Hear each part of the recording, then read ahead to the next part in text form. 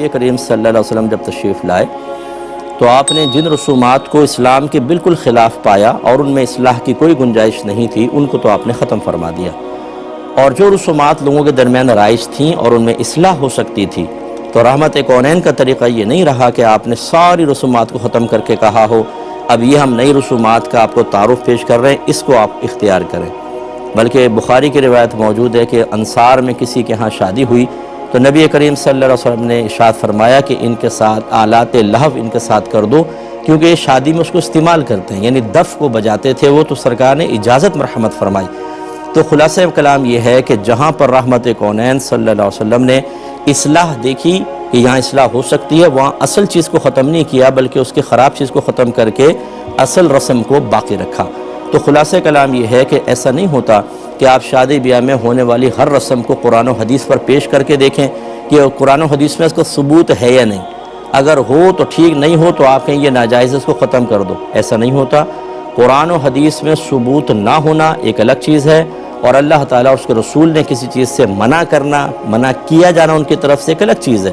آپ کو یہ دیکھنا ہوگا کہ جو رسومات ہو رہی ہیں ان کو منع تو نہیں کیا نبی کریم نے، اگر نہیں کیا تو بالکل آپ کر سکتے ہیں۔ جیسے یہ ہمارے ہاں بچیوں کا مطالبہ کرنا، بس اس میں یہ ہے کہ ظلم سے چونکہ شریعت نے منع کیا ہے، یہ مطالبہ ظلم کے اندر نہ آ جائے،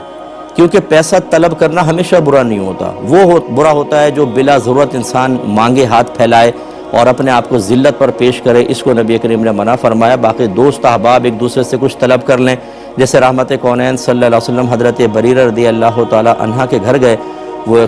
کنیز تھیں، آزاد کردہ بی بی عائشہ صدیقہ رضی اللہ تعالی عنہا کی عمر رسیدہ خاتون تھی، سرکار ان کے دلجوئی کے لیے کبھی کبھی وہاں چلے جاتے تھے، تو انہوں نے گھر کا عام جو کھجور وغیرہ دیگر چیزیں رکھیں، تو رحمت کونین صلی اللہ علیہ وسلم نے فرمایا کہ ہم نے ہانڈی پر چولہے پر ہانڈی کو بولتے ہوئے سنا، اس میں کیا ہے؟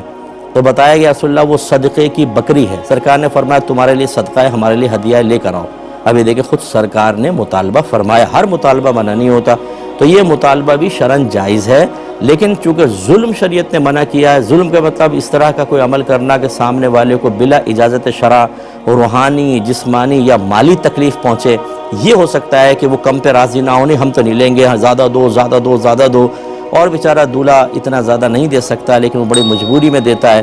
یہ مطالبات خواتین کے ٹھیک نہیں ہوتے۔ شادی بیاہ کے موقع پہ ایسا نہیں ہوتا کہ دولہا کو قارون کا خزانہ مل جائے گا بیچارہ، اور اس کے گھر کے صحن سے پیٹرول نکل آئے گا اور گورنمنٹ اس کے اوپر رائلٹی دینا شروع کر دے گی، وہ سمجھتے ہیں پتہ نہیں شادی ہو رہی ہے تو اس کے پاس بہت سارا پیسہ ہوگا، اور بیجا مطالبات، جوتی چھپائی کی الگ رسم، دودھ پلائی کی الگ رسم، اور پتہ نہیں دوپٹہ کھچائی کی علیحدہ رسم، یہ عورتوں نے کمائی کے دھندے بنا رکھے ہیں۔ اس طرح کی رسومات کہ جس میں سامنے والے کی دل آزاری ہو، تکلیفیں ہو، منع ہے۔ تو خلاصہ کلام یہ ہوا کہ اس کا مطالبہ اس حد تک جائز ہے کہ بس بدمزگی پیدا نہ ہو، پیار محبت میں تھوڑا بہت بھائی بہنوں کو دے دے ٹھیک ہے، لیکن یہ ہے کہ اس کی چمڑی ادھیڑ لو اور اتنا پہلے لے لو کہ بھابھی کے لیے وہ 2-3 مہینے تو قرضہ ہی مانگ کے گھر کا گزارا کرتا رہے، یہ شرعی اعتبار سے جائز نہیں ہوگا۔